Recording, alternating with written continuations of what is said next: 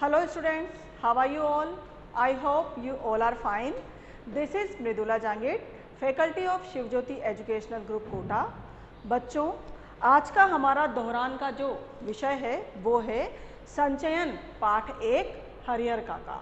बच्चों, आपको पता है यह एक कहानी है। इस कहानी में कुछ सामाजिक बिंदुओं को बताया गया है, कुछ सामाजिक समस्याओं के विषय में इस पाठ में बताया गया है। जैसे पारिवारिक संबंधों में भाई भाई में प्रेम और विश्वास को बेदखल कर बढ़ती स्वार्थ लिप्सा को इस पाठ में उजागर किया गया है।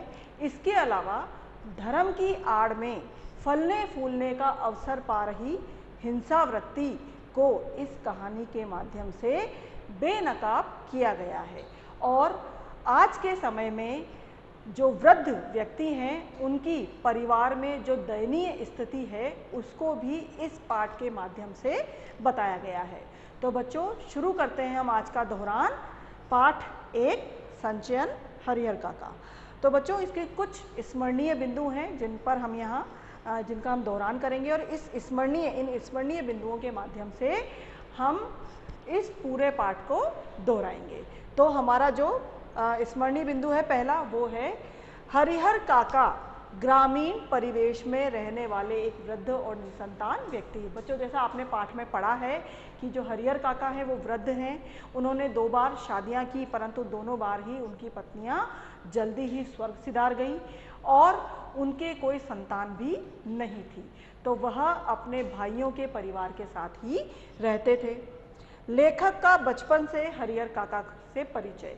जो लेखक हैं मिथिलेश्वर, वो बचपन से ही हरिहर काका को जानते थे, क्योंकि हरिहर काका इनके पड़ोस में रहते हैं।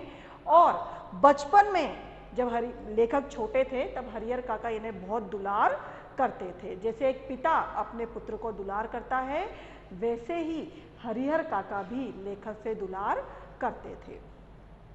अब लेखक ने यहाँ गांव के बारे में बता रहे हैं। वो गांव में 3 प्रमुख स्थान हैं। तालाब, पहला है तालाब, दूसरा बरगद का वृक्ष और तीसरा है ठाकुरबाड़ी। बच्चों, ठाकुरबाड़ी इस गांव का सबसे प्रमुख स्थान है, जो न केवल गांव में बल्कि आसपास के सभी इलाकों में बहुत प्रसिद्ध है। और ये ठाकुरबाड़ी इतनी विशाल है कि आसपास के इलाके में इसके बराबर की कोई दूसरी ठाकुरबाड़ी नहीं है।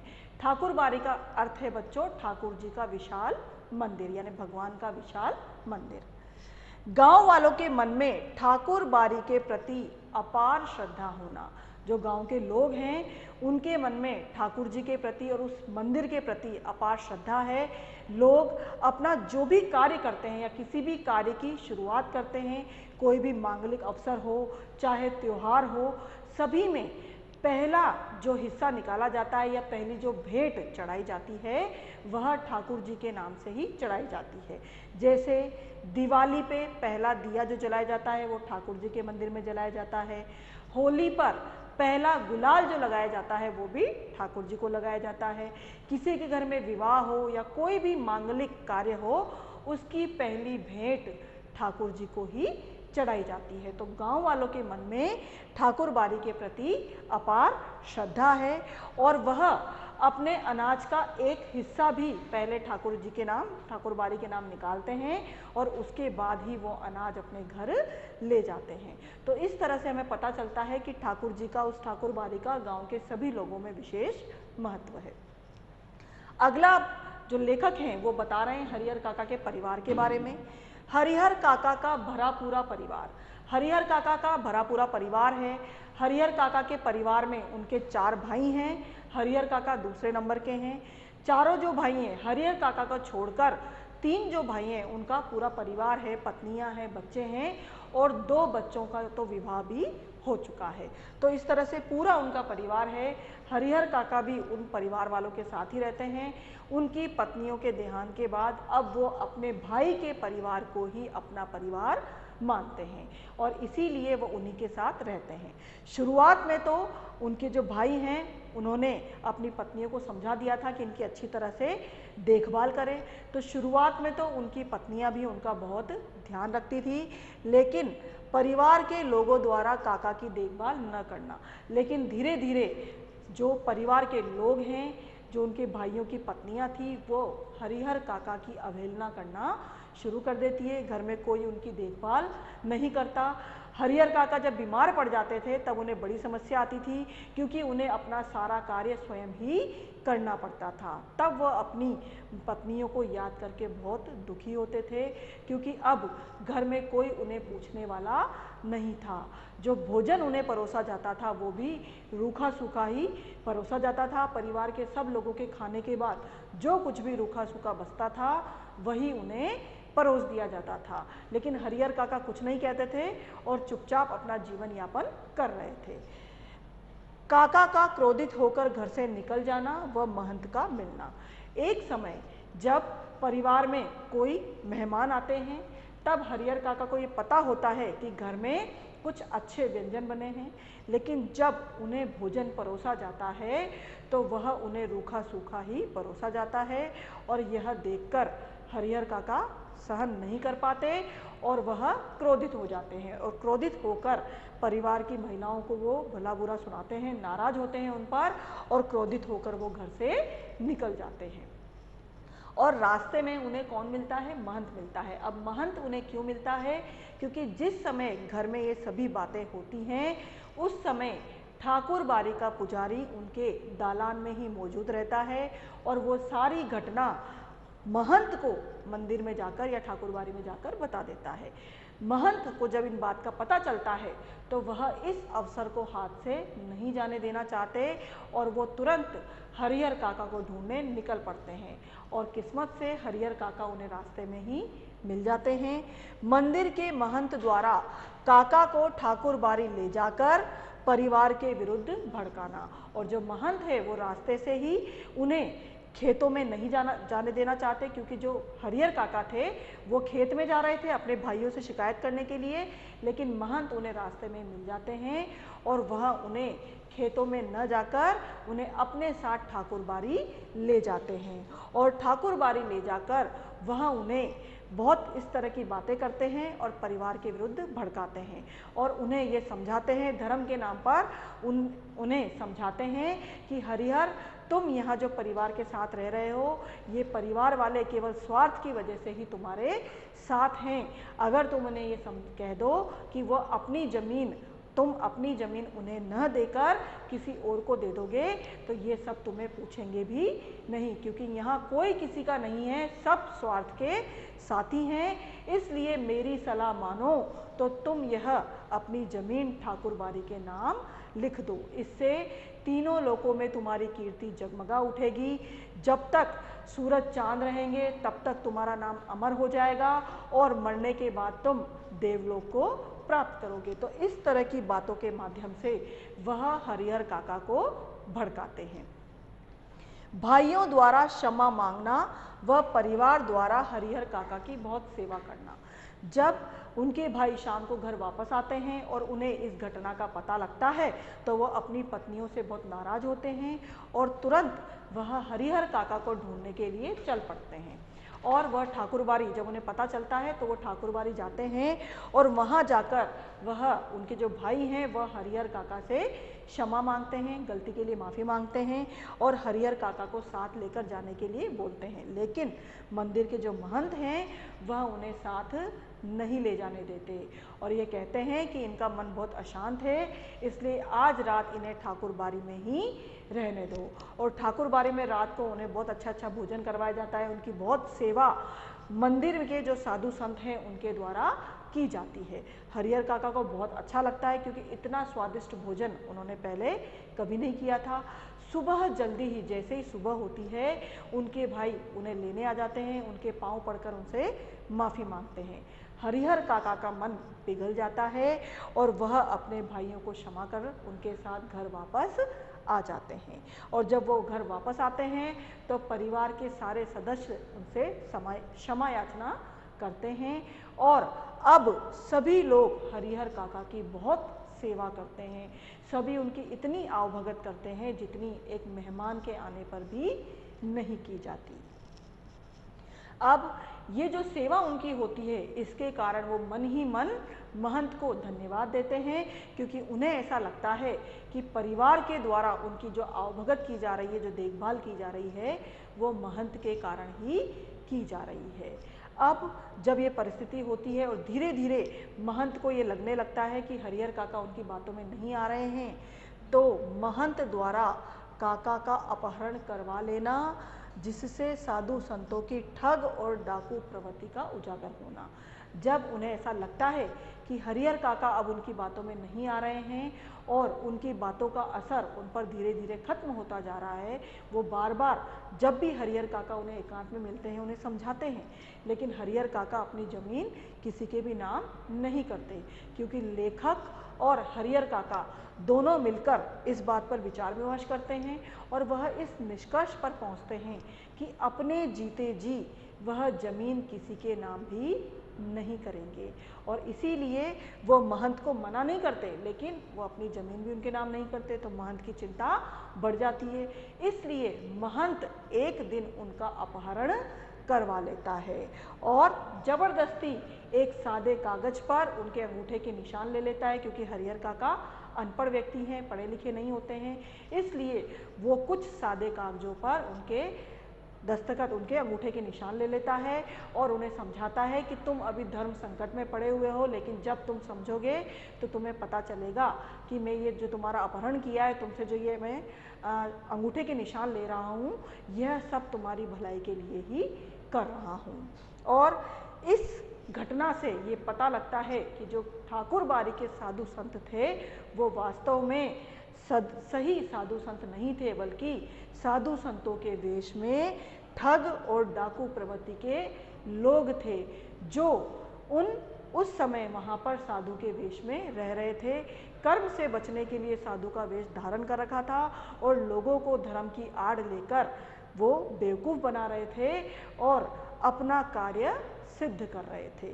तो जब वो अपहरण कर लेते हैं, जब उनके भाइयों को ये पता लगता है, तो उनके भाई उन्हें ढूंढने के लिए जाते हैं और पुलिस की मदद लेकर वो ठाकुरबाड़ी की तलाशी लेते हैं। तो वहाँ पर हरिहर काका उन्हें एक कमरे में बंद मिलते हैं, उनके हाथ पांव बंधे होते हैं, उनके मुंह पर कपड़ा ठूसा हुआ होता है।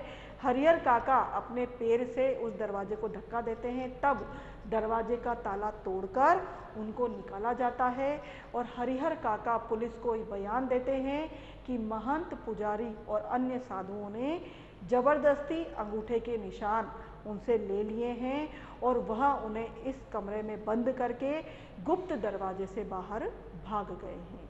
तब उनके भाई उन्हें वापस घर ले आते हैं। अब घर लाने के बाद उनको दालान में न रखकर अंदर कमरे में रखा जाता है, उनकी पहरेदारी की जाती है और बहुत सावधानी से उन्हें रखा जाता है। जब भी वह गांव से बाहर जाते हैं तो 4-5 लोग हथियारों से लैस होकर उनके साथ चलते हैं। मतलब हरिहर काका की पूरी तरह से सुरक्षा की जा रही होती है उनके भाइयों के द्वारा। भाइयों द्वारा काका पर जमीन उनके नाम करने का दबाव डालना, अब उनके जो भाई हैं उन्हें चिंता हो जाती है और इसलिए अब वह हरिहर काका के ऊपर दबाव डालते हैं कि वह अभी से ही अपनी ज़मीन उनके भतीजों के नाम कर दे, नहीं तो महंत जैसे लोग उन्हें वापस परेशान करेंगे। लेकिन हरिहर काका अब इतने चतुर और ज्ञानी हो जाते हैं, वह समझ जाते हैं कि उनकी ये जो देखभाल भाइयों के द्वारा की जा रही है और महंत द्वारा जो उनसे चिकनी चुपड़ी बातें की जा रही है, वह इसलिए नहीं कि वह उनके हितैषी हैं, बल्कि इसलिए की जा रही हैं क्योंकि वह जमीन उनके नाम करवाना चाहते हैं। वह सब स्वार्थी हैं और केवल जमीन के कारण ही वह उन्हें इतना आदर सत्कार दे रहे हैं।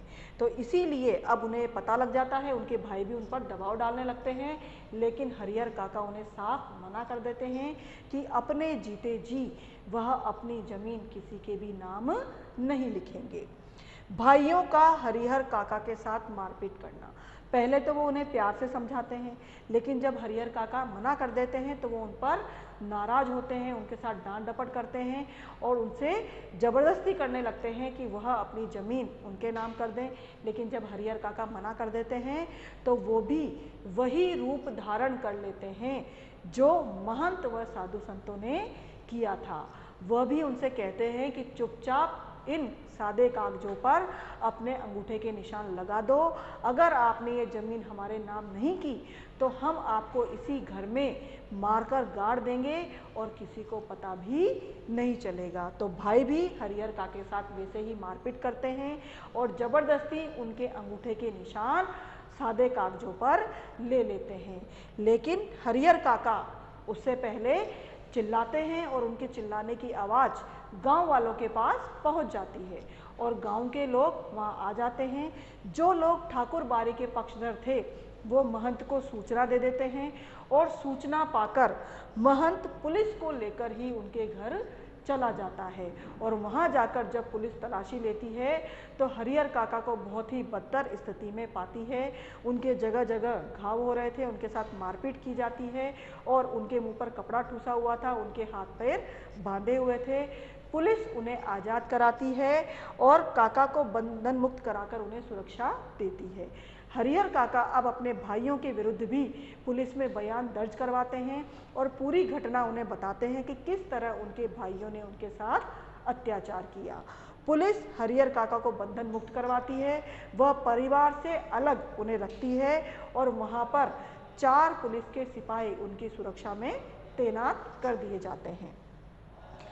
स्वार्थ और हिंसा वृत्ति को बेनकाब करना ही इस कहानी का मुख्य उद्देश्य। इस तरह से अब पुलिस उनको सुरक्षा दे रही है। अब हरिहर काका अलग रहते हैं, उन्होंने अपने लिए एक नौकर रख लिया है जो उनको सुबह शाम खाना बनाकर खिलाता है। लेकिन अब हरिहर काका मौन हो गए हैं, अपने जीवन से निराश हो गए हैं। जीवन की इच्छा अब उनमें शेष नहीं है, वो केवल अपने ज़िंदगी के शेष दिन काट रहे हैं। बच्चों, ये है ये कहानी और इस कहानी से हमें ये पता चलता है कि स्वार्थ और हिंसा वृत्ति को किस तरह से बेनकाब इस कहानी के माध्यम से किया गया है।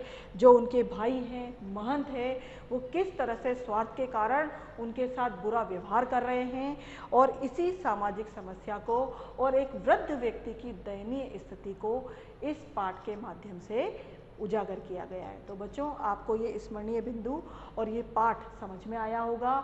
हमने इन स्मरणीय बिंदुओं के माध्यम से पूरा पाठ दोहरा लिया है। आई थिंक आपको पूरा समझ में आ गया होगा। अब बच्चों, अब हम देखेंगे इस कहानी के पाठ्य पुस्तक पर आधारित प्रश्नोत्तर। बच्चों, इस पाठ का दूसरा प्रश्न है, हरिहर काका को महंत और अपने भाई एक ही श्रेणी के क्यों लगने लगे?